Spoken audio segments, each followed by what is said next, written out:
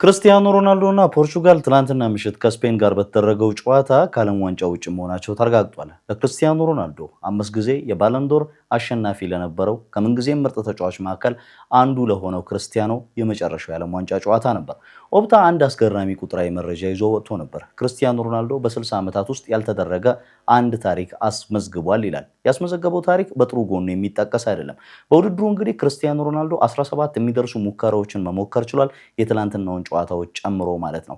ነገር ግን በእነዚህ ሂደት ውስጥ አንድም የግብ ዕድል ለቡድን አጋሮቹ መፍጠር አልቻለም። ይሄም ከ1966 ጀምሮ ኦፕታ ቁጥራዊ መረጃዎችን መሰብሰብ ከጀመረበት የዓለም ዋንጫን ማለት ነው በአጠቃላይ የመጀመሪያው ተጫዋች አድርጎታል። ክርስቲያኖ ሮናልዶ አንድም የግብ ዕድል ለቡድን አጋሮቹ ወይም ደግሞ ወደ ግብነት ሊቀየር የሚችል ዕድል ሳይፈጥር ብዙ ኳሶችን መሞከር የቻለው ተጫዋች መሆን ችሏል። ብዙ የሚያስደስት ቁጥራዊ መረጃ አይደለም።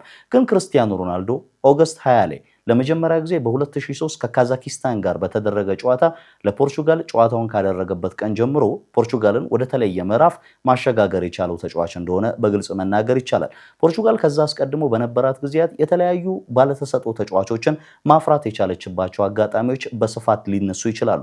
ከዩዞቢዮ እስከ ፊጎ እንዲሁም ሪኮስታ ድረስ ታላላቅ ኮከቦችን በእግር ኳስ ዓለም ለማሳየት ችላለች።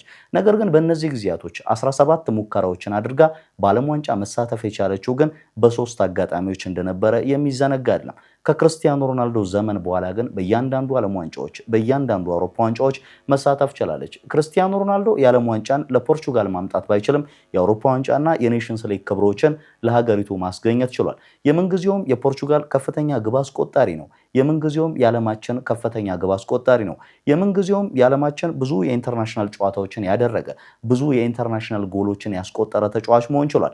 ታዲያ በአውሮፓ መድረክ ደግሞ በአጠቃላይ በአውሮፓና በዓለም ዋንጫ ብዙ ግብ ማስቆጠር የቻለው አውሮፓዊ ተጫዋች ነው። ከዛም ባለፈ የፖርቹጋል የምንጊዜውም የዓለም ዋንጫና የአውሮፓ ዋንጫ ግብ አስቆጣሪ እንደሆነ ይታወቃል። ከፍተኛ ግብ አስቆጣሪነቱንም ማረጋገጥ የቻለው በዚህ ውድድር ነው። ለፖርቹጋል ክርስቲያኖ ሮናልዶ ከ18 ዓመቱ ጀምሮ ያልሰጠው ምንም የለም ማለት ይቻላል። ትላንትና ግን ፖርቹጋልና ክርስቲያኖ ሮናልዶ በእንባ ተለያይተዋል።